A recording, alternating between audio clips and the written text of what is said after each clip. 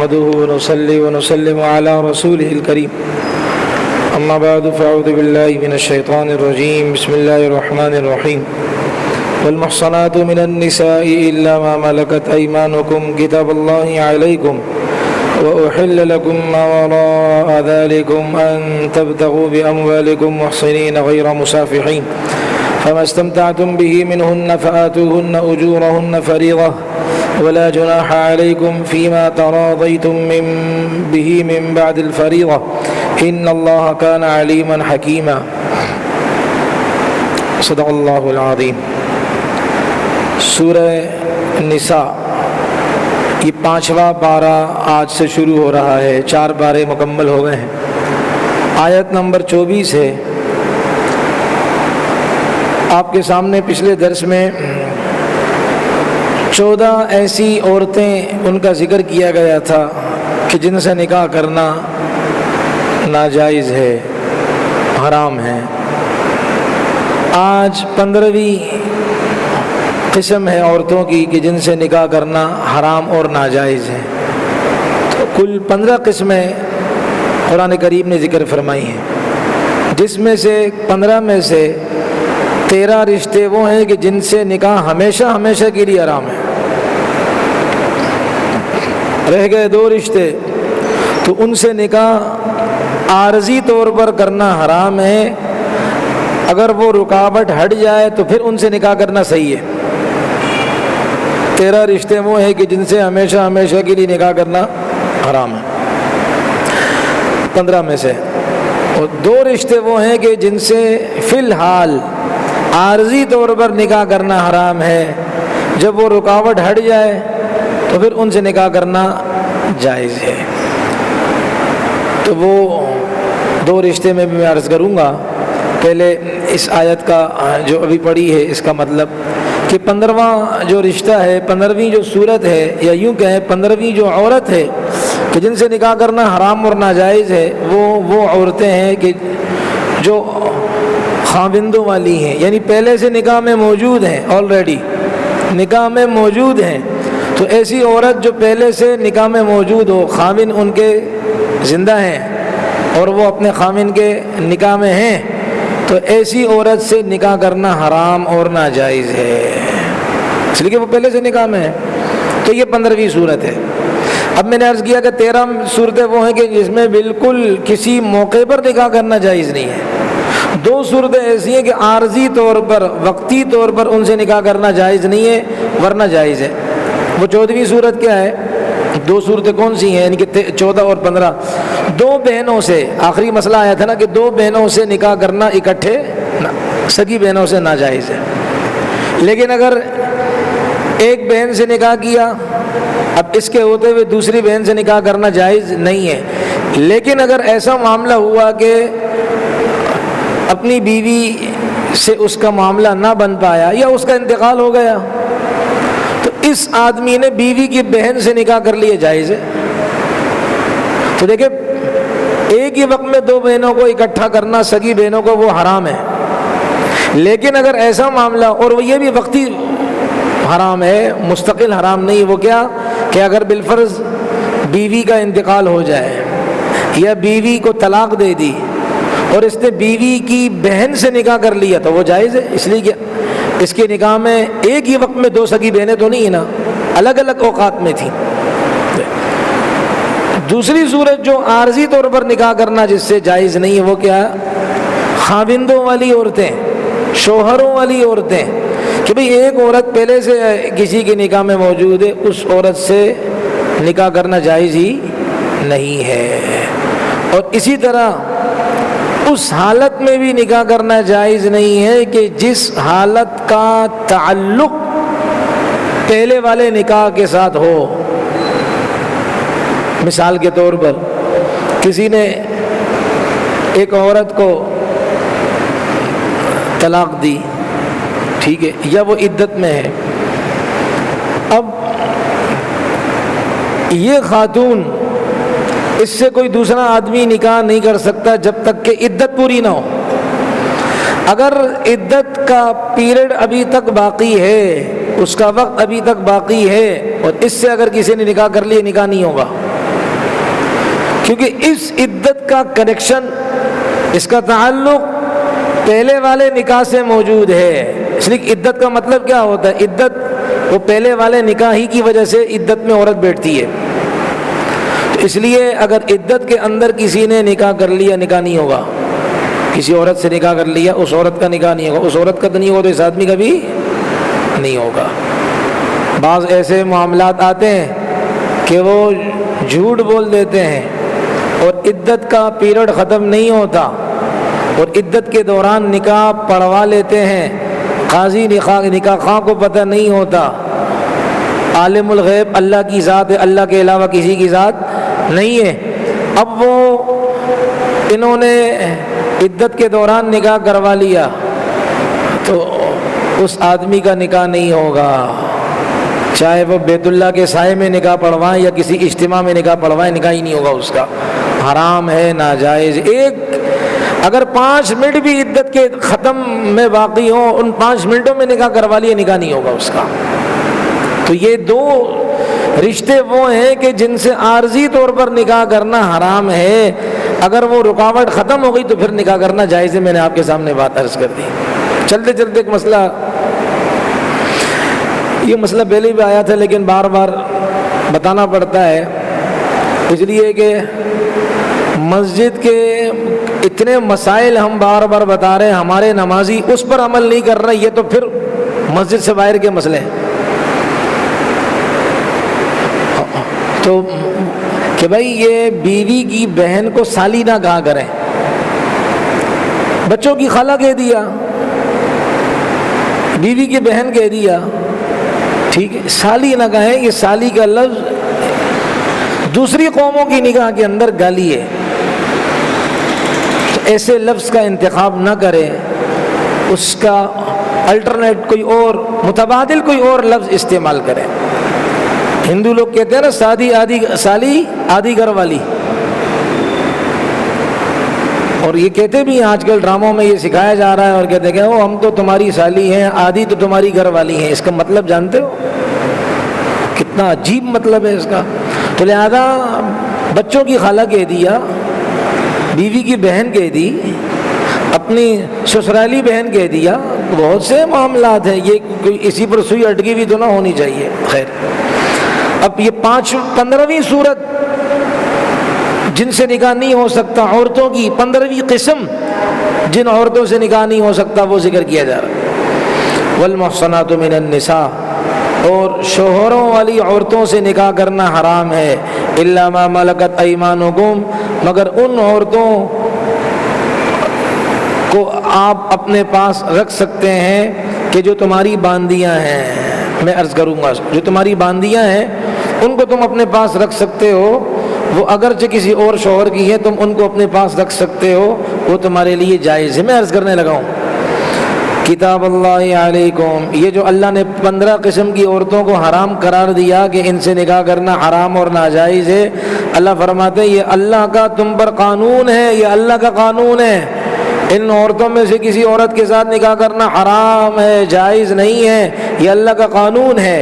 یہ 15 عورتیں تو تم پر حرام ہیں، اس کے علاوہ کی جو عورتیں وَأُحِلَّ لَكُمْ مَا وَرَاءَ ذَلِكُمْ، ان 15 قسم کی عورتوں کے علاوہ عورتیں تمہارے لیے حلال ہیں، حلال کر دی گئی، یعنی تم ان سے نکاح کر سکتے ہو۔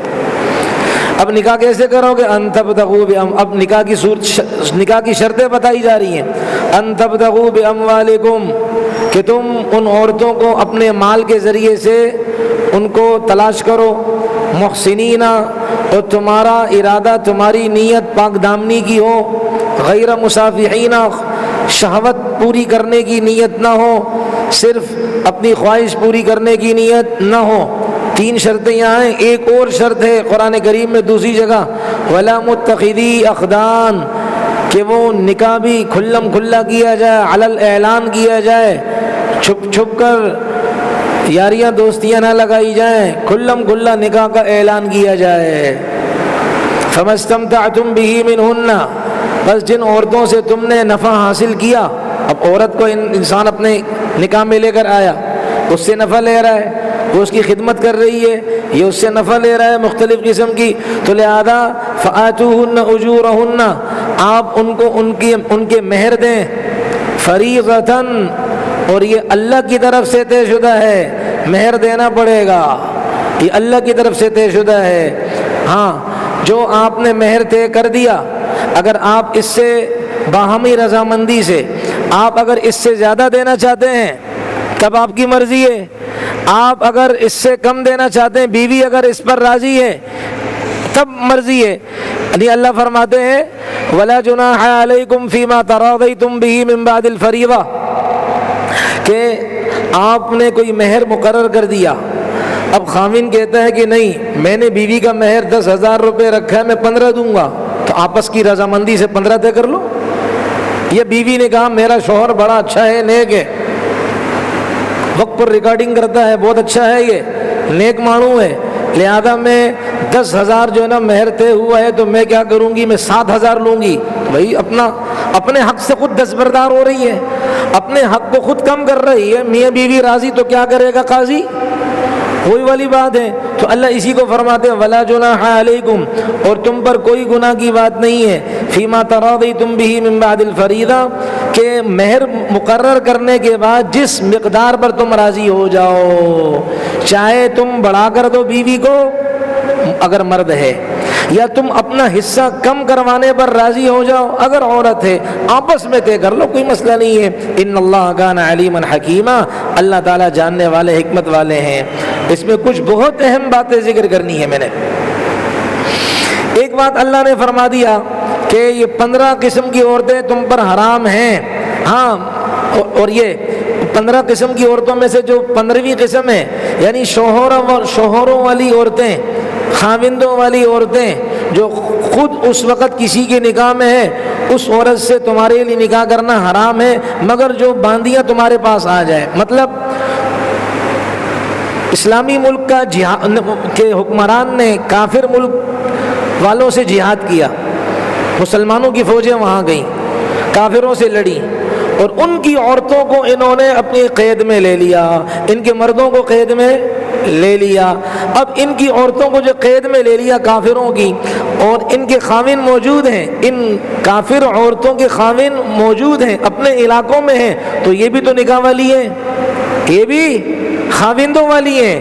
اللہ فرماتے ہیں الا ما ملکت ایمانکم، مگر وہ عورتیں، وہ کافر عورتیں جن کو مسلمان مجاہدین نے اپنے قید میں لے کر حکومت وقت نے، یہ حکومت کا کام ہے، حکومت وقت نے اس کو باندی بنا دیا اور پھر مجاہدین کو دے دیا، اگرچہ ان کے خاوند زندہ ہیں، یہ شوہروں والی ہیں، خاوند ان کے کافر ملک میں ہیں، اب ان کے اس نکاح کا اعتبار نہیں ہوگا، یوں سمجھا جائے گا کہ ان کے خاوند مر چکے ہیں۔ لہذا اب اس عورت کو اگر حاکم وقت نے باندی بنا دیا اور سرٹیفکیٹ جاری کر دیا، سند جاری کر دی، سرٹیفائز کر دیا کہ یہ عورت باندی ہے اور کسی مجاہد کو دے دیا، تو اگرچہ اس کا خاوند موجود ہے، ہم یوں سمجھیں گے کہ اس کا خاوند نہیں ہے، جب نہیں ہے تو یہ بغیر خاوند والی ہے، اور بغیر خاوند والی کو آپ نے باندی بنا دی ہے، اس سے نفع اٹھائیں، اس سے قربت کریں۔ یہ اللہ یہ فرماتے الا ما ملکت ایمانکم۔ صحابہ کرام کے پاس جب اس طرح کی خواتین آئیں، صحابہ پریشان کہ اب ہم کیا کریں، تو نبی علیہ الصلوۃ والسلام سے عرض کیا اللہ کے رسول کیا کریں، یہ تو خاوندوں والی ہیں، تو قرآن اترا، صحابہ کرام کے لیے قرآن اترا، کہا کہ اگر تمہارے پاس وہ باندی کی شکل میں آ گئی، اگرچہ وہ خاوندوں والی ہیں، لیکن چونکہ ایک مسئلہ آتا ہے تباین دارین، ایک مسئلہ ہے، یعنی کیا کہ دو الگ الگ ملک ہوں، ایک عورت وہاں سے اٹھ کر یہاں آئی، کافرہ ہے، مسلمانوں کے ملک میں آئی اور باندی بنا کر آئی، تو چونکہ ملک ایک نہیں ہے، الگ الگ ہے، یوں سمجھیں گے کہ اس کا خاوند کیا ہو گیا۔ یہ حکومت وقت کا کام ہے، میں یہ پہلے عرض کروں، ایسا نہیں کوئی اسمگلنگ شروع کر دے، یہاں سے جائے اور وہاں سے جو ہے نا انڈیا سے کھینچ تان کر لائے، خواب کی گولیاں کھلائے، خواب آور، اور یہاں کہ جی میری لونڈی آ گئی، میری باندی آ گئی۔ فی الحال پوری دنیا میں اب یہ سسٹم نہیں ہے، سمجھ آ رہی؟ تو یہ اب اس میں ایک مسئلہ ہے، باندیوں کی بات آئی، یہ روشن خیال، حقیقت میں وہ تاریک خیال ہیں، ان کے دماغوں میں غلاظت بھری ہوئی ہے، یہ روشن خیال طبقہ ایک اعتراض کرتا ہے، ارے اسلام لوگوں کو غلام بناتا ہے، بندی بناتا ہے، لوگوں کو, عورتوں کو لونڈی بناتا ہے. اسلام تو یہ دیکھو, یہ آیا ہے اس میں کہ اگر تمہارے پاس وہ لونڈی کی صورت میں آئے, اگرچہ اس کے خامن موجود ہیں, آپ کے لیے وہ حلال ہے. جواب حضرت یہ ہے, اب اس کو پس منظر اس کا دیکھنا پڑے گا کہ اسلام نے نہیں کہا, اسلام کے آنے سے پہلے دنیا کے اندر یہ سسٹم تھا. لوگوں کو غلام بنایا جاتا تھا, مردوں کو غلام, عورتوں کو باندھی بنایا جاتا تھا. اسلام نے آ کر, میری پوری بات سنیے گا, اسلام نے آ کر یکسر اسے ختم نہیں کیا کہ نہیں بھائی آئندہ سے کوئی لونڈی مونڈی بنانا نہیں ہوگا, آئندہ سے کوئی غلام بنانا نہیں ہوگا. اسلام نے یکسر اسے ختم نہیں کیا. وجہ اس میں حکمت ہے. وجہ یہ ہے کہ یہ تو پھر کافروں کے لیے راستہ کھول دیا ہم نے. کیا کہ کافر ہماری عورتوں کو پکڑ کر وہ تو باندیاں بنائے اور ہم کہیں نہیں جی ہم تو اکرام مسلم والے ہیں, ہمیں تو ہمارے دل میں تو دنیا والوں کا بڑا درد ہے, ہم کسی کی عورتوں کو باندی نہیں بنا سکتے ہیں. مطلب اس میں مسلمانوں کا نقصان ہو رہا ہے. وہ ہماری عورتوں کو جنگوں میں اگر پکڑیں, انہیں باندی بنائیں, اپنے ملک میں بیچیں, اور ہم اس کے توڑ کے لیے یہ نہیں کر سکیں, تو اس کا مطلب ہم نے دشمن کے لیے راستہ کھول دیا. تم ہماری عورتوں کو باندیاں بناؤ, ہم نہیں بنائیں گے. اس طرح تو وہ بدماشی کریں گے. میری بات سمجھ میں آ رہی ہے؟ اس لیے اسلام نے یکسر ختم نہیں کیا تاکہ ان کو احساس ہو کہ ہمارے سامنے بھی پریشر گروپ موجود ہے. اگر ہم مسلمانوں کی عورتوں کو باندی بنائیں گے, کل کو ہماری عورتیں ان کے ہاتھ میں آئیں گی, یہ ان کو بھی باندی بنائیں گے. تو اس لیے اسلام نے آ کر فوراً اس مسئلے کو ختم نہیں کیا کہ تم ختم کرو. ہم تو اپنے ماننے والوں کو ترغیبیں دیں گے, اور وہ میں ترغیبیں ذکر کرنے لگا ہوں. ہم تو اپنے ماننے والوں کو ترغیبیں دیں گے, لیکن ہم فوری طور پر یکسر ختم نہیں کریں گے جب تک کہ تم ختم نہیں کرو گے. میری بات سمجھ میں آ رہی ہے بھائی جو میں سمجھانے لگا ہوں؟ اس لیے کہ وہ تو پھر مرضی ہے, باندیاں بنائیں ہماری بچیوں کو, عورتوں کو, اور ہم کہیں جی نہیں. جیسے کہ آج یہ دیکھو قرآن کا انداز, اس لیے کہ درس میں انسان آئے دماغ کھلتا ہے, درس میں نہیں آئے گا تنگ نظر ہوگا,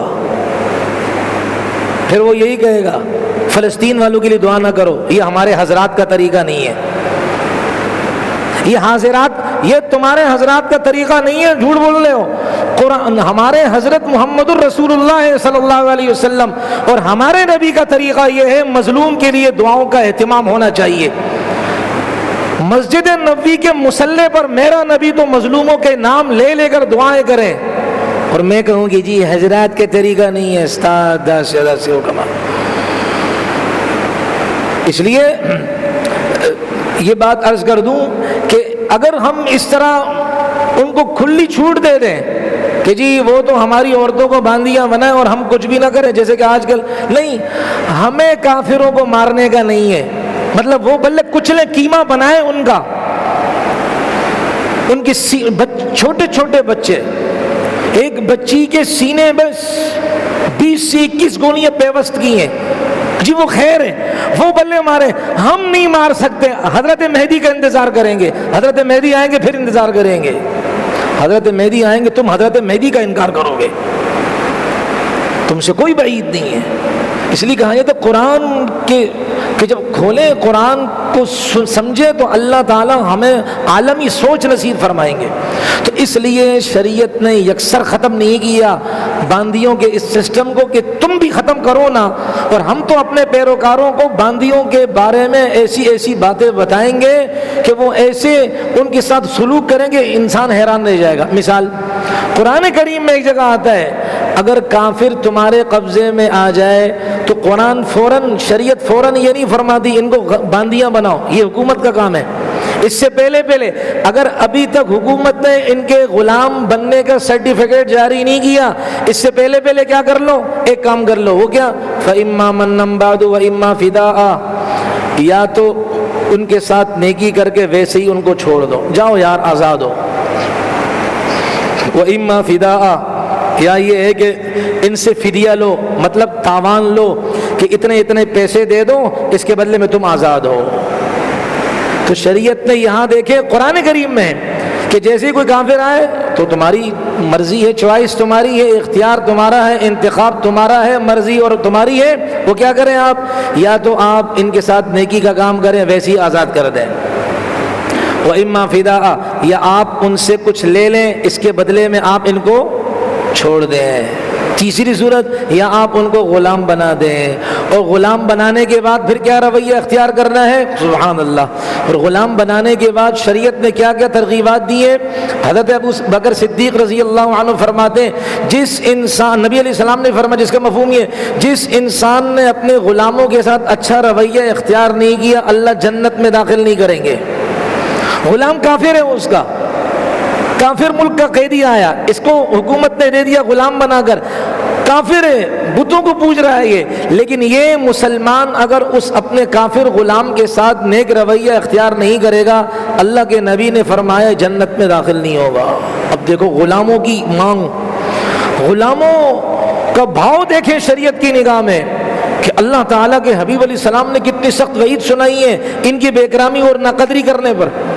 اور ایک حدیث میں آتا ہے، نبی علیہ الصلوۃ والسلام نے فرمایا، اخوانکم خوالکم جعلہم اللہ تحت ایدیکم، یہ جو غیر مسلم، یہ جو غلام بن کر تمہارے پاس آئے ہیں، یہ تمہارے انسانی بھائی ہیں، ہم سب آدم و حوا کی اولاد ہیں، ہم سب کافر و مسلم انسانی بھائی تو ہیں، آپ میں ہم اسلام انسانی کے ساتھ ساتھ اسلامی بھائی بھی ہیں، لیکن غیر مسلم اور ہم انسان ہونے کے ناطے آپس میں ایک ماں باپ کی اولاد ہیں، جن کا نام آدم و حوا علیہم السلام ہے، وہ ہے۔ تو اللہ کے نبی علیہ السلام نے کیا فرمایا؟ اخوانکم خوالکم، یہ تمہارے بھائی ہیں، جعلہم اللہ تحت ایدیکم، اللہ نے ان کو تمہارے ماتحتی میں رکھا ہے، تمہارے ہاتھ کے نیچے رکھا ہے، اللہ نے تمہیں ان کا سرپرست بنایا ہے، لہذا جو تم کھاتے ہو وہ ان کو کھلاؤ، جو خود پہنتے ہو ان کو پہناؤ، اور اگر تم نے ان کو ان کی قدرت سے زیادہ بوجھ ان پر ڈالا، ان کے اوپر ایسا مشقت والا کام ڈالا جو ان کی طاقت کا نہیں ہے، تو نبی علیہ السلام نے فرمایا اس کام میں تم بھی ان کے مددگار بن جاؤ، یعنی تم بھی ان کا ہاتھ بٹاؤ۔ سبحان اللہ۔ تو یہ دیکھو شریعت ترغیب دے رہی ہے۔ ایک اور عجیب حدیث، ابو مسعود انصاری رضی اللہ عنہ اپنے غلام کو یوں مار رہے تھے، تو پیچھے سے ایک شخص نے کہا، آپ علیہ الصلوۃ والسلام تھے وہ، تو ایک شخص نے کہا کہ بھائی یہ تمہارے بھائی ہیں، اور یہ جو ہے نا اللہ تعالیٰ جس طرح تم اس پر قادر ہو نا کہ اس کو مار رہے ہو، اللہ تم سے زیادہ قادر ہے کہ تمہیں اللہ پکڑ لے، کہ تمہاری ماتحتی میں، تمہارے اختیار میں، اللہ کا اختیار تم سے زیادہ ہے تم پر، اللہ تمہیں پکڑ لیں گے۔ جب انہوں نے دیکھا تو وہ اللہ کے نبی علیہ الصلوۃ والسلام تھے فرمانے والے، تو انہوں نے عرض کی، اللہ کے رسول میں نے اسے اللہ کی رضا کے لیے آزاد کیا۔ نبی علیہ السلام نے فرمایا اگر آپ اس کو آزاد نہ کرتے دوزخ کی آگ جلا دیتی آپ کو۔ غلام کہ دیکھو کیسی فضیلت، یعنی کہ اس کے ساتھ کیسا برتاؤ کیا جائے اس کے بارے میں۔ ایک روایت، عجیب روایت ہے، نبی علیہ السلام نے فرمایا جس کا مفہوم یہ ہے، جو آدمی غلام، اب دیکھو غلام کو آزاد کرنے کی فضیلت ہے، جو آدمی غلام کو آزاد کرتا ہے تو غلام کے جسم کے ہر حصے کے بدلے میں اللہ آزاد کرنے والے کے جسم کے ہر حصے کو دوزخ کی آگ سے آزاد کر دیں گے۔ تو یہ شریعت غلام بنانے کا نہیں مشورہ دیتی، چونکہ سامنے والے اس معاشرے میں اس طرح کیا جاتا تھا، ان کی کمر کو توڑنے کے لیے شریعت نے کہا تم بھی کرو تاکہ ان کے ہوش ٹھکانے آئے، لیکن یہ رویہ اختیار کرنا۔ اور عجیب حکمت ہے، اللہ نے فرمایا میں علیم ہوں، میں علم والا ہوں، حکیم حکمت والا ہوں۔ وہاں سے ایک عورت کافروں کے ملک سے مسلمانوں نے اسے قید میں لائے، اپنے ملک میں اگر وہ لے کر آئے، اگر اسے باندھی نہ بنایا جائے، اسے یوں چھوڑ دیا جائے، اس کو سیفٹی، اس کو محفوظ کرنے والا کون ہوگا، اس کی عزت کی حفاظت کرنے والا کون ہوگا؟ ظاہر بات ہے اس کی عزت کا مسئلہ ہوگا، اس لیے شریعت نے فرمایا یہ ایسے گھومے گی مناسب نہیں ہے، اس کو کسی کی ماتحتی میں دے دو تاکہ وہ اس کو اپنے گھر کی چار دیواری میں رکھ کر اس کی حفاظت کرے۔ دوسرا، اگر ایسے ہی چھوڑ دیا تو اس کے ساتھ بھی خواہشات ہیں، وہ یوں شترے بے مہار کٹی پتنگ کی طرح گھومے گی، خواہشات اس کے ساتھ بھی ہیں۔ اسلامی معاشرے میں یہ زنا اور بے حیائی پھیلائیں گی، اس کے روک تھام کے لیے شریعت نے فرمایا اس کو کسی کے ماتحتی میں دے دو تاکہ وہ اس کی تربیت بھی کرے گا اور اسے گناہ کے کاموں سے بچائے گا بھی، اس کو اچھا ماحول بھی فراہم کرے گا۔ شریعت کی نگاہ بڑی عجیب ہوتی ہے۔ اور اسی طرح اب یہ تو آزاد کرنے کے فضائل شریعت نے وہ کیا غلامی کے بارے میں بتا کے ان کے ساتھ نیکی کا، آزاد کرنے کے بارے میں نے حدیث سنا دی۔ اسی طرح شریعت نے اور بھی کہ آپ اپنے کفاروں کے اندر ان کو آزاد کر سکتے ہو۔ مثال کے طور پر کسی انسان سے کسی نے جان بوجھ کر روزہ توڑا، ہٹا کٹا ہے، جان بوجھ کر کسی نے روزہ توڑا تو شریعت کیا فرماتی ہے؟ یا تو کیا کرے، ایک غلام آزاد کرے، یا پھر کیا کرے مسلسل 60 دن کے روزے رکھے، اگر اس کی بھی طاقت نہیں تو 60 مسکینوں کو صبح شام کھانا کھلائے۔ اسے کہتے ہیں کفارہ، یعنی جو گناہ کر لیا اس کو مٹانے کا ذریعہ، اس کو کیسے مٹایا جائے، یہ عمل کر لو گناہ مٹ جائے گا، اس کو کفارہ اس کو کہتے ہیں۔ تو دیکھیں شریعت نے اس کفارے کی شکل کیا بتائی؟ غلام آزاد کرو، یا کسی نے اپنی بیوی کے ساتھ زہار کر دیا، زہار کے مسائل آئے، یعنی کیا کہا؟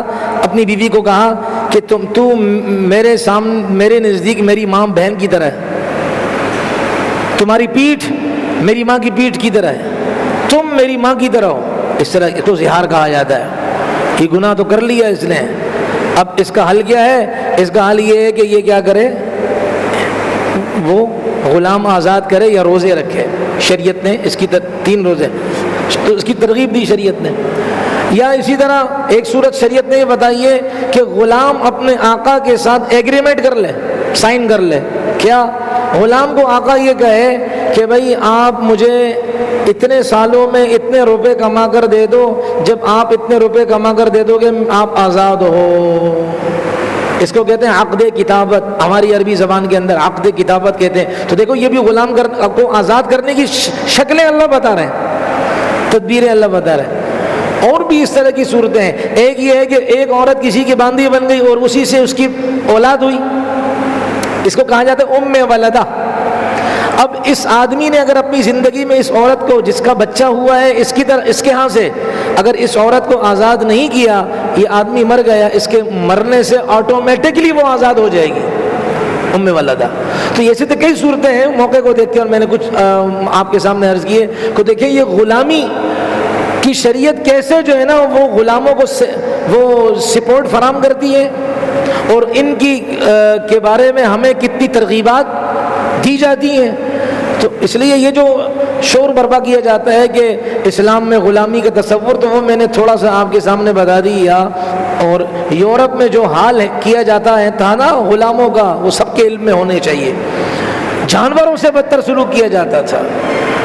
ہماری شریعت کی کیا، اللہ کے نبی نے کتنی سخت وعیدیں سنائی۔ ایک اور روایت میں آتا ہے نبی علیہ السلام نے فرمایا 3 قسم کے لوگ ہیں، میں ان 3 میں سے ایک کو اس مضمون کے ساتھ جو مناسبت رکھتا ہے اس کو ذکر کروں گا کہ اللہ ان کو ڈبل اجر دیں گے۔ ایک وہ آدمی جس کے بعد لونڈی ہو، باندھی ہو، اور اس نے اس کو اچھی تعلیم دی، اچھی تعلیم دینے کے بعد اس نے اس کو آزاد کیا، اور آزاد کرنے کے بعد اسی عورت سے نکاح کیا، ورنہ عموماً لوگ باندیوں سے نکاح یعنی کہ آزاد کرنے کے بعد نہیں کرتے تھے، اس لیے کہ باندیوں کو وہ مقام نہیں دیتے تھے، لیکن اس نے اتنا بڑا صبر کا معاملہ کیا، اللہ تعالیٰ اس کو اس پر دوہرا اجر عطا فرمائیں گے۔ تو شریعت غلامانہ سوچ کی حامل نہیں ہے، غلامی کی سوچ کی شریعت نفی کرتی ہے۔ آپ دیکھ لیں جو قومیں غلام تھیں اور جب آزاد ہوئی ہیں، آج بھی ان قوموں کے دل دماغ کے اندر اپنے مغربی آقاؤں کی غلامی کے اثرات موجود ہیں۔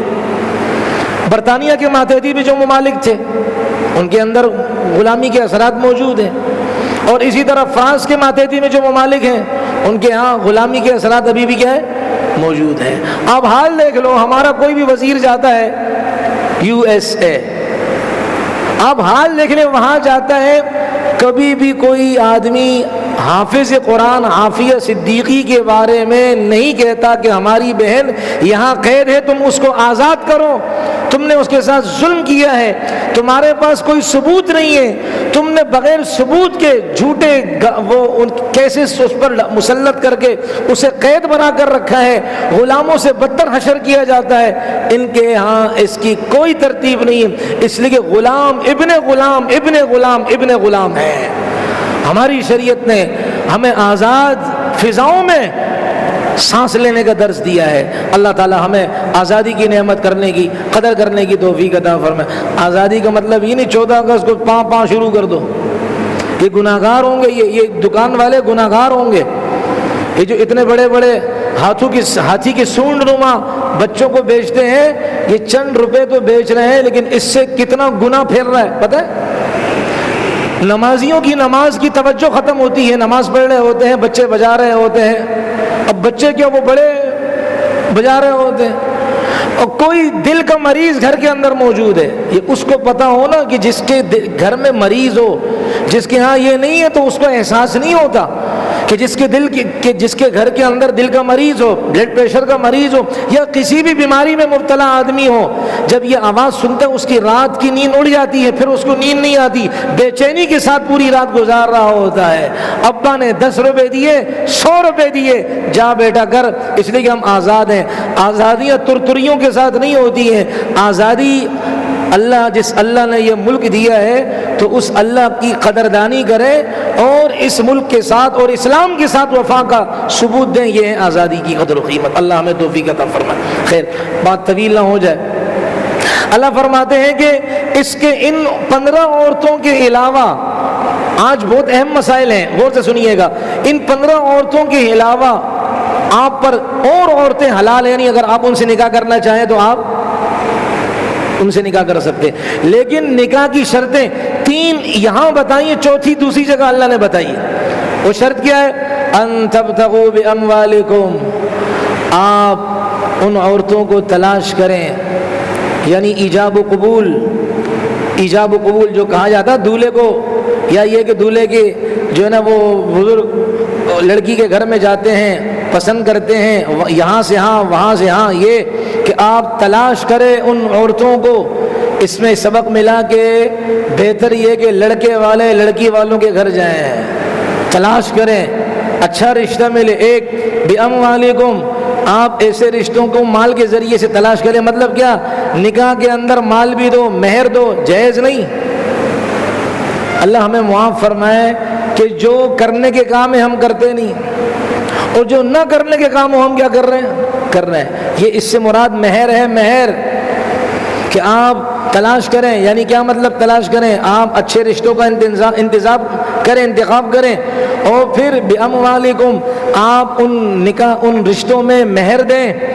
اور نمبر 3، آپ کی نیت کیا ہو؟ محسنین، آپ کی نیت نکاح سے اپنے آپ کو پاک دامن بنانے کی ہو کہ میری زندگی گناہوں سے پاک گزرے، میں زنا میں مبتلا نہ ہوں، میں گناہ میں مبتلا نہ ہوں، یہ آپ کی نیت ہونی چاہیے۔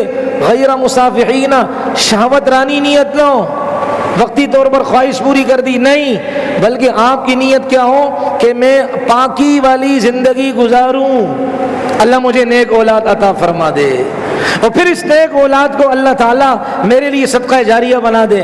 پہلے بھی حدیث سن چکے، نبی علیہ الصلوۃ والسلام نے فرمایا، اس کا مفہوم یہ ہے جب انسان فوت ہو جاتا ہے اس کے سارے اعمال ختم ہو جاتے ہیں، 3 عمل اس کے باقی رہتے ہیں، مرنے کے بعد بھی 3 عمل اس کے باقی رہتے ہیں۔ نمبر 1، صدقہ جاریہ، ایسا کام کرے کہ وہ لوگوں کو اس سے فائدہ ہو، یہ مر گیا لیکن وہ کام، اس کے اثرات لوگوں میں منتقل ہو رہے ہیں، کسی کو پانی لگا کر دے دیا، کنواں کھدوا کر دے دیا، کسی کو اسلامی کتاب دے دی، کسی طالب علم کو قرآن کریم دے دیا۔ پہلے بھی یہ بات آئی ہے، مسجدوں میں آ کر قرآن کریم رکھنے کی کوئی ترتیب نہیں ہونی چاہیے، یہ گناہ ہے۔ یہ اب آپ کو یہ دیکھو، پوری بات سنیں، گناہ اس طرح ہے، پڑھنے والے کم ہیں، رکھے ہوئے قرآن زیادہ ہیں، مٹی پڑتی ہے اس پر، پڑھنے والا کوئی نہیں ہے، بے کرامی نہیں ہے قرآن کریم کی۔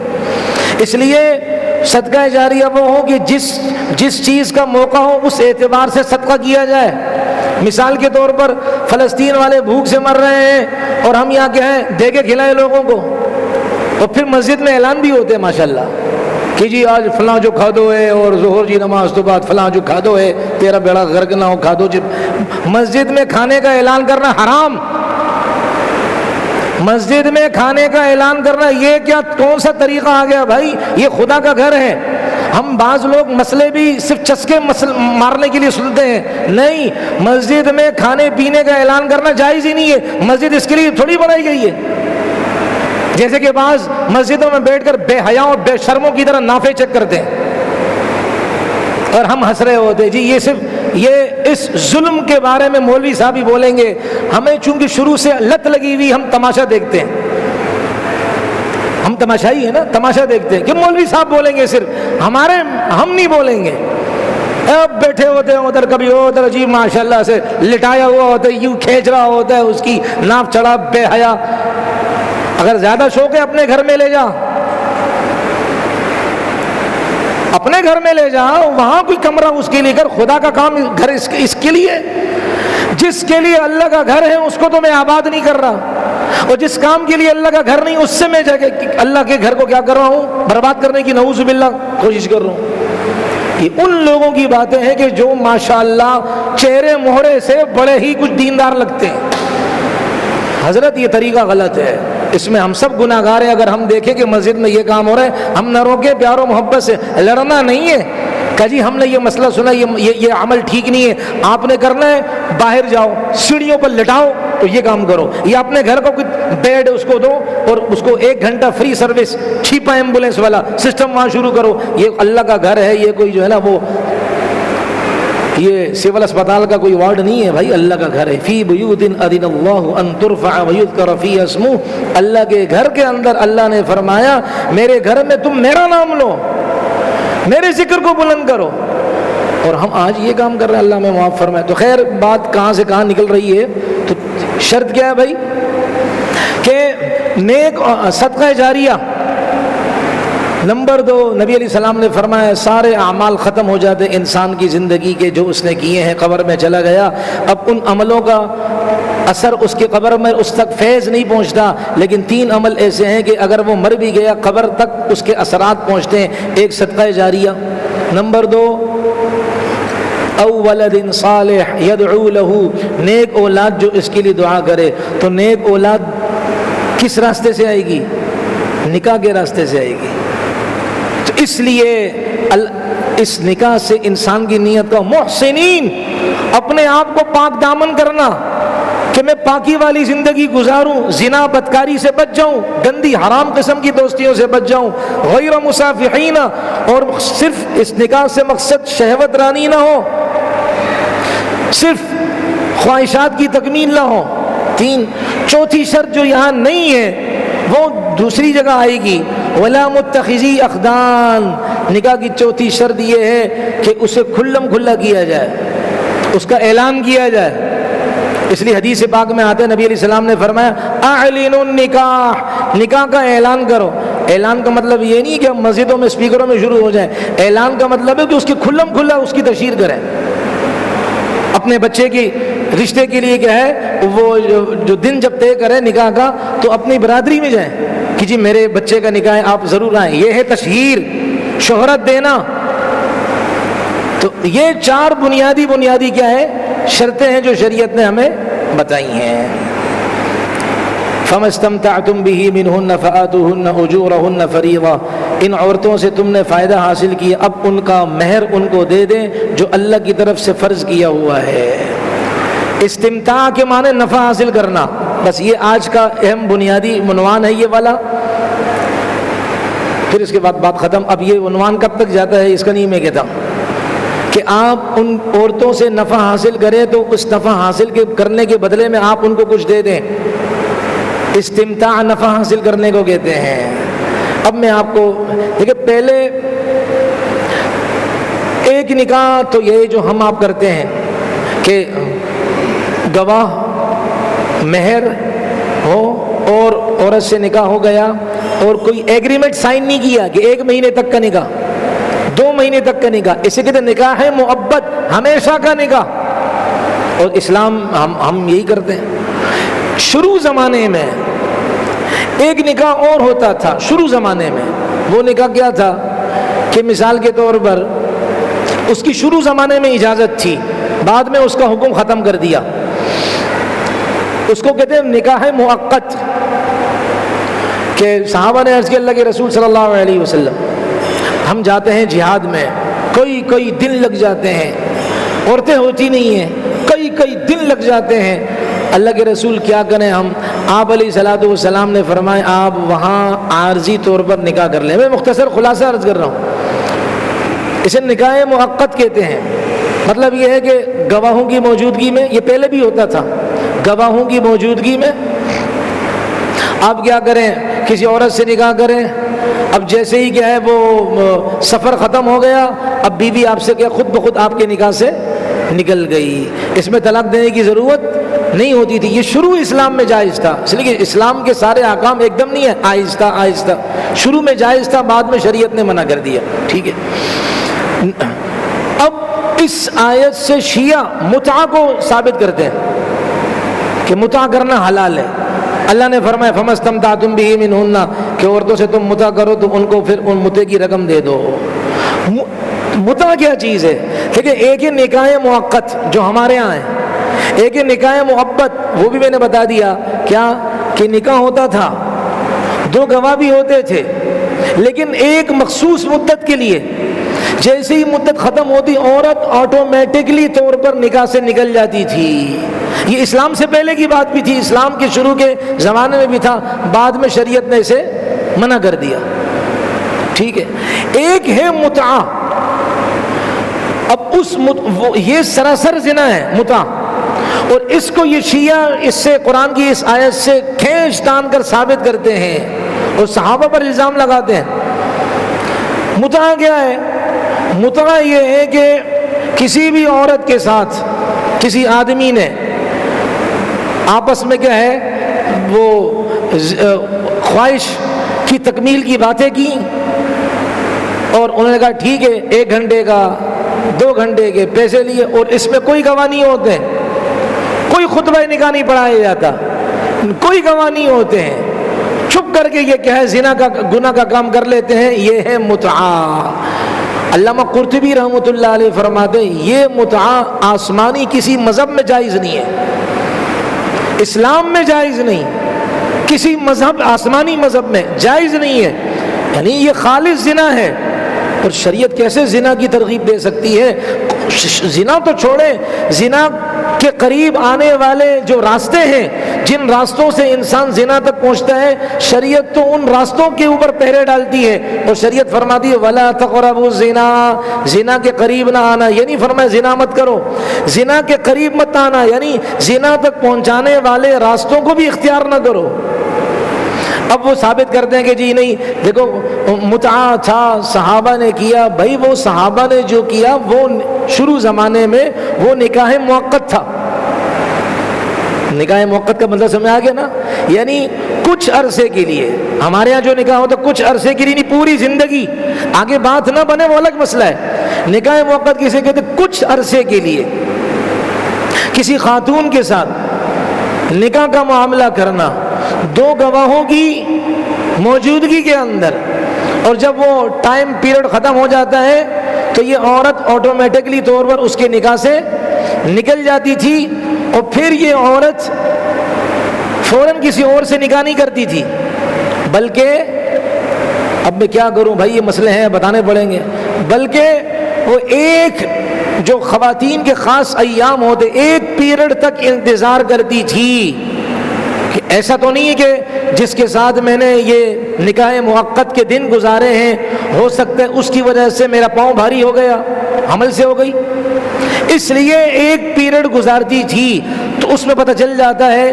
کہ وہ بچے کی امید سے ہے کہ نہیں، اگر وہ امید سے نہ ہوتی تو پھر یہ کسی اور سے نکاح کر سکتی تھی، یہ تھا نکاح موقت۔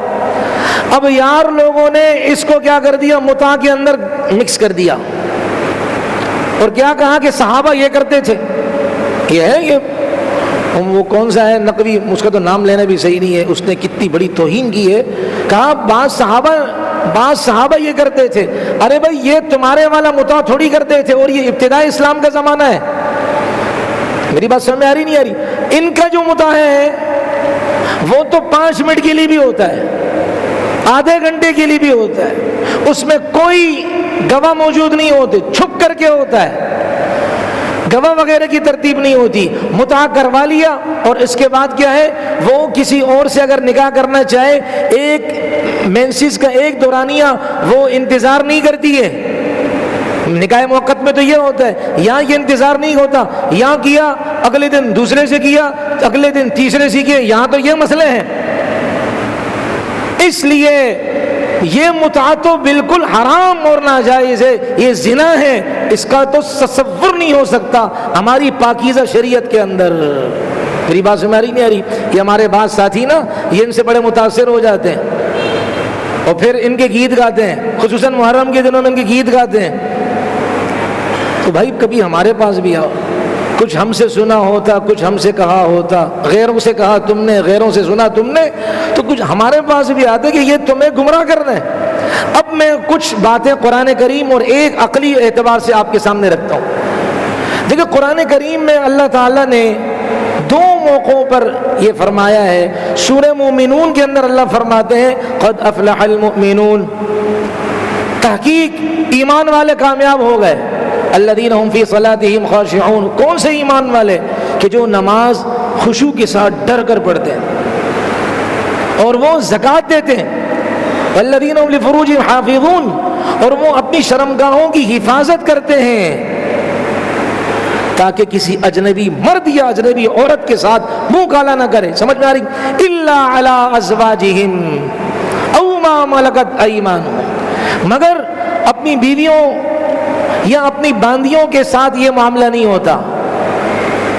وہاں خواہشات کی تکمیل کا محل ہے، وہ وہاں پوری کرتے ہیں. اس کے علاوہ اپنے شرمگاہوں کی کیا کرتے ہیں؟ حفاظت کرتے ہیں. ازواج کہا، بیویاں کہا.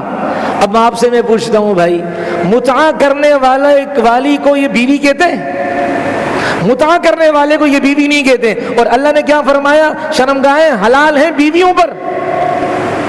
تو یہ جس سے متع کیا جاتا ہے وہ بیوی تھوڑی ہوتی ہے، آج اس کی ہے کل کسی اور کی ہے. اور شریعت فرماتی ہے کہ میں کہتے ہوئے مجھے شرم آ رہی، مجھے معلوم ہے خواتین بھی، لیکن ہمارے نوجوانوں کو دماغ خراب کیا جا رہا ہے. اللہ علی ازواجہم، شریعت فرماتی ہے کہ بیویوں پر حلال ہے یہ شرمگاہ ہے، یا مردوں پر ان کی بیویوں کے حلال ہے شرمگاہ. تو بیویاں کہاں ہے؟ اور متع کرنے والی عورت کو یہ لوگ بھی بیوی نہیں کہتے ہیں. یہ جو متع کی اولادیں ہیں یہ بھی اس عورت کو بیوی نہیں کہتے ہیں. ایک بات. دوسری بات یہ ہے کہ یہ اس آیت سے آپ، اسی آیت سے وہ کیا کرتے ہیں، آپ کو غلط، یہ جاوید غامدی اور یہ سارے، یہ اس آیت سے دیکھیں، اس آیت میں نے کہا 3 شرطیں بتائی ہیں. چوتھی شرط دوسری آیت میں سورہ مائدہ میں جائیں گے آپ، کہ ایک تو یہ ہے کہ آپ اپنی بیویوں کا مہر دیں. پہلا یہ کہ آپ تلاش کریں، یعنی ایجاب و قبول. میں نے آپ سے نکاح کیا، وہ بولے گا ہاں میں نے قبول کیا. ٹھیک ہے، اس کو کیا کہتے ہیں؟ ایجاب و قبول. متع کے اندر یہ نہیں ہوتا. ایک.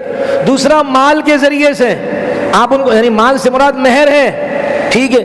تیسرا کیا؟ محسنین، پاک دامن ہونے کی نیت سے نکاح کریں، غیر مصافحین، شہوت رانی مقصود نہ ہو.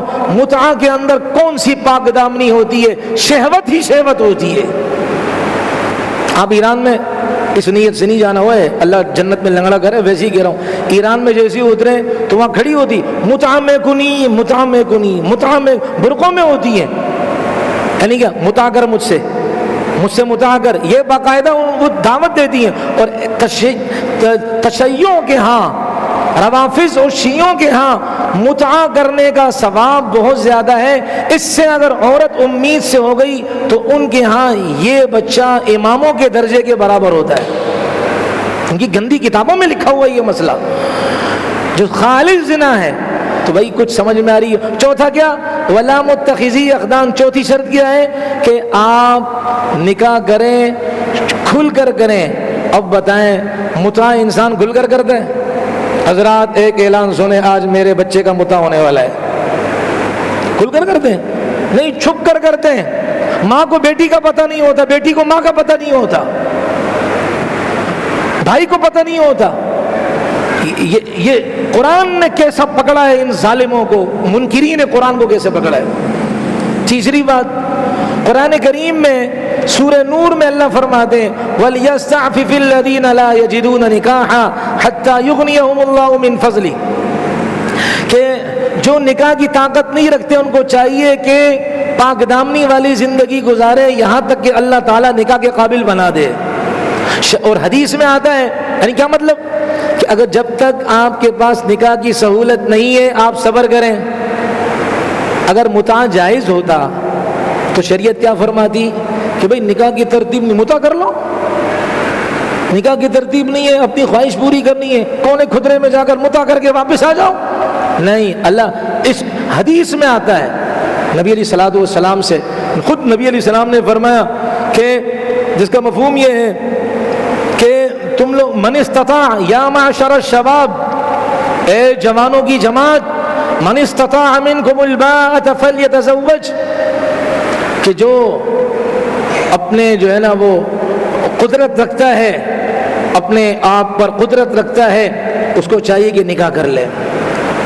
فَإِنَّهُ أَغَضُّ لِلْبَصَرِ وَأَحْسَنُ لِلْفَرْجِ، اس سے نگاہیں میں جھکیں گی۔ جب شادی کرے گا تو اپنی بیوی گھر کے اندر بیٹھی ہوئی کسی کی طرف نگاہ ہی نہیں جائے گی، نگاہیں اس سے جھکیں گی اور انسان کی ناموس اور عزت محفوظ ہوگی۔ لیکن آگے آپ علیہ السلام نے کیا فرمایا، اگر کسی کی ترتیب نکاح کی نہیں بنتی تو اس کو چاہیے روزے رکھے، اپنی خواہشات کو روزے کے ذریعے سے کنٹرول میں لائے۔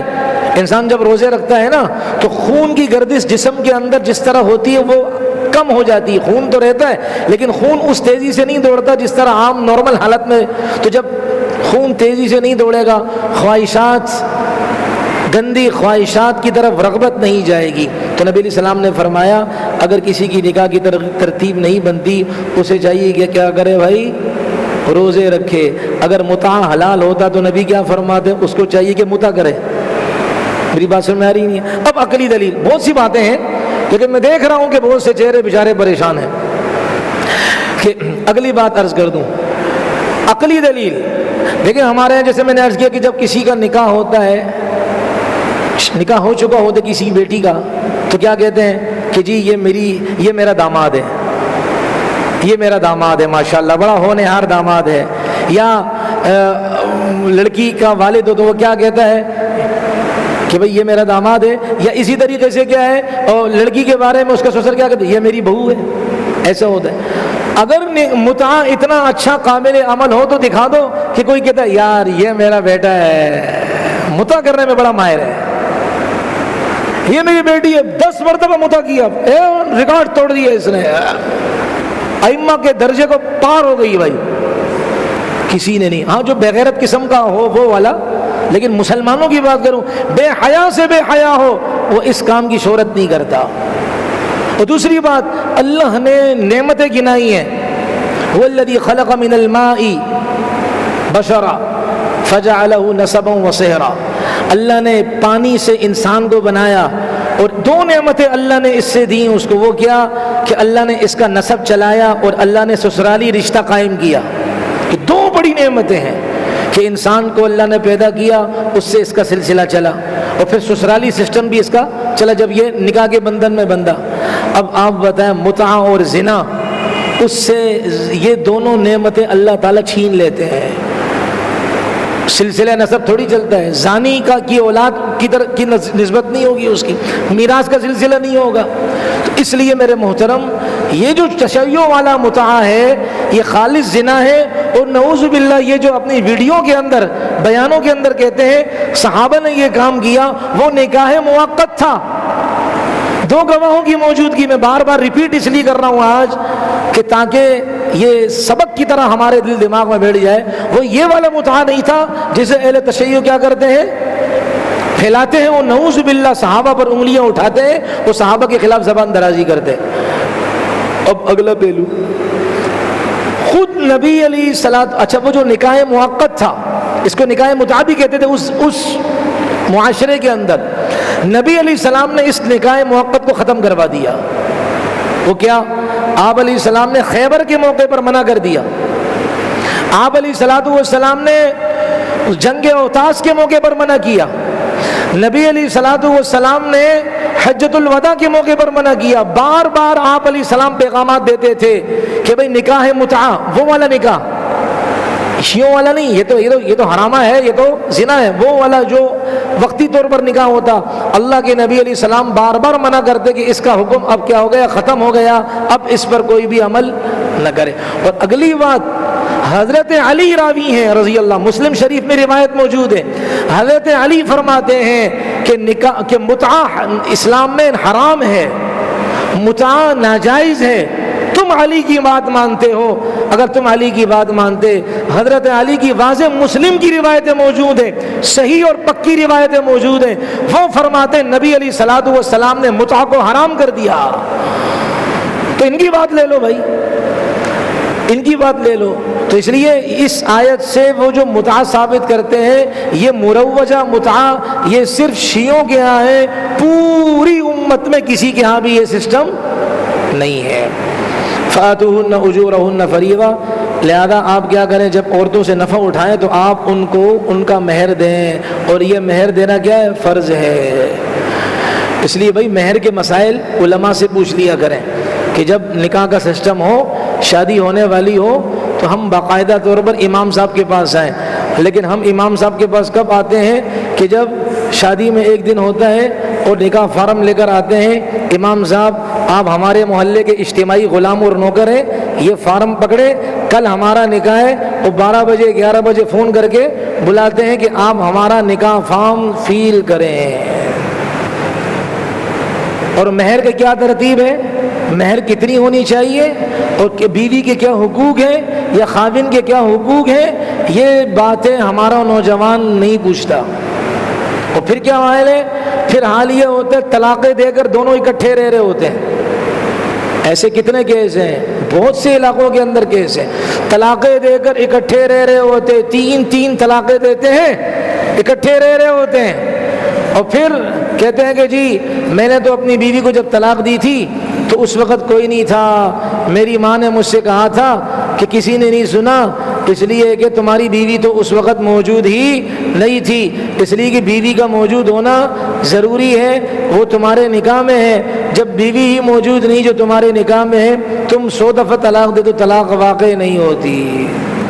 तो भाई इसका मतलब ये कि हम लोग यहाँ घास खाने आए हैं, यहाँ हम लोग खड्डे मार्केट में जिन्नात पकड़ने के लिए आए हैं ना, इधर हमें हमारी तश्कीलें यहाँ जो है ना वो जिन्नात काबू करने के लिए दी हुई है, हम यहाँ बस यहाँ हवाई मखलूक बनकर बैठे हुए हैं। भाई ये उम्मत को हराम काम पर लगाना है। तलाक़ें 3 पड़ गई, अगर दोबारा वो मियाँ बीवी की हैसियत से रहेंगे, मियाँ बीवी नहीं होंगे, ये ज़िना की शक्ल के अंदर गुनाह होगा, घर में फटकार और नहुसत बरसेगी, घर के अंदर बेबरकतियाँ आम होंगी, घर के अंदर नफ़रतें होंगी, घर के अंदर रिज़्क़ है अल्लाह बरकत उठा देंगे। इसलिए भाई अपने भाइयों से गुजारिश है, ख़वातीन सुन रही हैं उनसे गुजारिश है, छोड़ें इधर उधर की रस्म व रिवाज को, हिंदुआना रस्म व रिवाज को, ये मायूं बैठना और ये चीज़ें ये छोड़ दें, इन चीज़ों को आए, असल दीन की तरफ आए, शरीयत मोहम्मदिया की तरफ आए, जो दीन फितरत है और हमारे अंदर की आवाज़ है ये दीन, उसकी तरफ आएँ और उसके बारे में मसाइल पूछें कि क्या इसके आदाब हैं, क्या इसकी शराइत हैं, क्या इसकी तरतीबात हैं, ताकि हमारे निकाह बरकतों वाले हों। मैंने आपसे एक वाक़या पहले भी ज़िक्र किया था, अब दोबारा आपके सामने ज़िक्र कर दूं कि एक दफ़ा जो है ना वो लड़के वाले अब बारात के साथ जा रहे हैं लड़की लेने के लिए, और बारात में जो है ना वो इतने कि वो हाथी पर बैठकर जा रहा है, लड़का हाथी पर बैठकर, पाकिस्तान की बात है, वो बारात में जा रहा है अपनी दुल्हन के लिए हाथी पर बैठकर।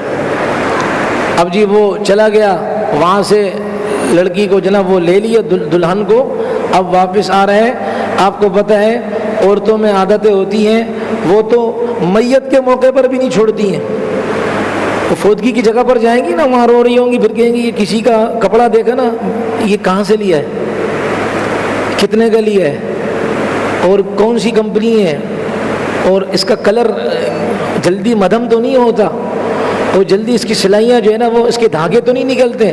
اب فوتگی پر جا رہی ہیں، حالات حاضرہ پر تبصرے شروع ہو گئے، سرچنگ سسٹم شروع ہو گیا ہمارا۔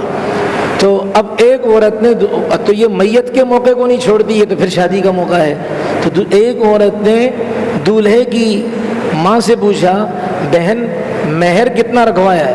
یہ بالکل حقیقت پر مبنی، یہ پنجاب کا واقعہ ہے، بہن مہر کتنا رکھوایا ہے؟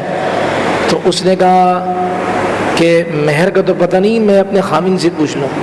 خامن سے پوچھا، بھائی مہر کا کتنا رکھوایا آپ نے؟ خامن نے کہا مہر کیا، نکاح ہی نہیں ہوا، ہم نے تو نکاح ہی نہیں پڑھوایا، نکاح ہی نہیں پڑھوایا۔ پھر وہی جو ہمارا سسٹم ہوتا ہے، بھائی قاضی صاحب کو، مولوی صاحب کو کہیں سے ڈھونڈ لو، برآمد کرو، اور پھر جو ہے نا اس کو برآمد کیا گیا اور جی ٹی روڈ پر نکاح پڑھایا۔ آپ حال دیکھ لیں کہ یہ ہمارا حال ہو چکا ہے۔ تو مہر انتہائی ضروری ہے، مہر انسان اپنی قدرت اور گنجائش کے بقدر مہر دے۔ اگر کسی نے مہر کا تذکرہ، اچھا بعض لوگ بڑے عجیب ہوتے ہیں نا، اماموں کو ڈیمانڈیں دیتے ہیں، ڈیمانڈیں کہ جی مولوی صاحب آپ نکاح کے موقع پر مہر کا تذکرہ بھی کیا کریں، جیسے کہ کوئی قرآنی آیت ہو۔ یہ تذکرہ کرنا فرض نہیں ہے، کر لیں اچھی بات ہے، لیکن تذکرہ کرنا ضروری نہیں ہے، اگر فارم میں لکھ دیا بس کافی ہے، لیکن نہیں مولوی صاحب ماشاءاللہ آپ نے تذکرہ بھی کرنا ہے۔ جیسے کہ بعض کبھی ہم جا رہے ہوتے ہیں نا راستے میں، تو وہ فوراً جو ہے نا مولوی صاحب ایک کام ہو گیا تھا، کیا؟ وہ مولوی صاحب ذرا گٹکے کے بارے میں آپ جمعے میں بیان کرنا، مطلب 1 گھنٹے کا بیان میں گٹکے کے بارے میں کروں گا، میں اس کے ابا کا نوکر ہوں۔ 1 گھنٹے کا بیان قرآن و سنت کی روشنی میں گٹکے کے خلاف اعلان جنگ، بس یہ ہمیں جو ہے نا وہ پارسل کا انتظام ہے، آرڈر پر مال ملتا ہے۔ جا رہے ہوں گے وہاں کہ مولوی صاحب یہ آج کل نا گٹر کے ڈھکن صحیح نہیں آ رہے ہیں، چھوڑا اس پر جمعے کا بیان، تو تیری عقل پر مت وہ نا افسوس کریں، اس پر بیان کریں۔ یہ مولوی صاحب کو یہ باہر، اب ہمارے ہاتھ میں روٹی گرم گرم ٹھنڈی ہو رہی ہے، اس کو اس کی فکر نہیں ہے، اس نے بس اپنی بات کیا ہے کہ یار گھر میں اگر ہماری نہیں چلتی ہے تو کم از کم مولوی پر تو چلاؤ، مولوی صاحب پر تو کیا اپنا مشورہ مسلط کرو۔ تو بھائی اس لیے یہ باتیں مسجد میں آ کر کہنے کی ہوتی، وہ بھی ڈھنگ والی باتیں، ڈھنگ والی باتیں نہیں، وہ بھی سیٹنگ والی باتیں۔ تو اس لیے میرے محترم اپنے بھائیوں سے، نوجوانوں سے یہ کہہ رہا ہوں کہ نکاح کے مسائل ہم سیکھیں، لیکن صبح نکاح ہو شام کو مسئلہ نہیں سیکھیں، ان سے ٹائم لیں، اس لیے کہ مولوی صاحب بھی کوئی ویلا میلا نہیں ہے، اس کے بھی اپنے کتابیں ریڈنگ کرنے کے کام ہوتے ہیں، اور بھی معاملات ہوتے ہیں، ان سے وقت لیں، اور وقت لے کر صحیح ترتیب سے ہم نکاح کی ترتیب بنائیں۔ میں آپ کو بتا نہیں سکتا،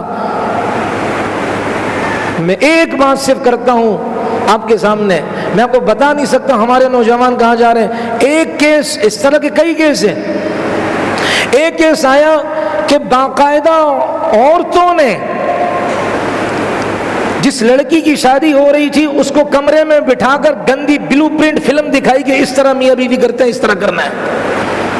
عیسائیوں کی فلمیں دکھائی ہیں، ان خنزیروں کی فلمیں دکھائی ہیں جو ہمارے غزہ کے بچوں کے قاتل ہیں، ان کے وہ گندے قسم کے مناظر دکھاتے ہیں، دکھائیں اس طرح کام کرنا ہے۔ یہ حال ہو چکا ہے، اب ہم یہ والے معاملات بھی عیسائیوں سے رہنمائیاں لے رہے ہیں۔ ارے ہمارے نبی نے کہاں کہاں تک رہنمائی نہیں کی ہماری، ہمارے نبی علیہ السلام نے ہر بات ہمیں بتائی ہے۔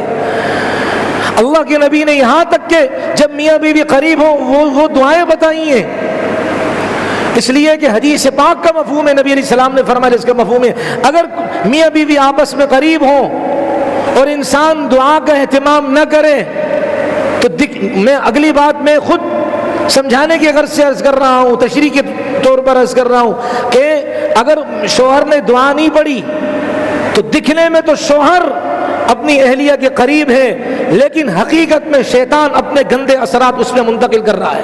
یہ صرف دعا نہ پڑھنے کی نحوست ہے۔ اس لیے میرے محترم، اللہ تعالیٰ مجھے آپ کو، ہم سب کو شریعت پر عمل کرنے کی توفیق عطا فرمائے۔ موقع محل کی مناسبت کی دعاؤں کا اہتمام کریں، نہیں آتی سیکھنے کی ترتیب کریں، اپنے اپنے ائمہ کرام سے وقت ان سے لے کر اس وقت میں آئیں، دعائیں سیکھیں، ان دعاؤں کی برکتیں ہوں گی انشاءاللہ۔ پھر نہ کسی عامل بابو کے پاس جانے کی ضرورت پڑے گی انشاءاللہ۔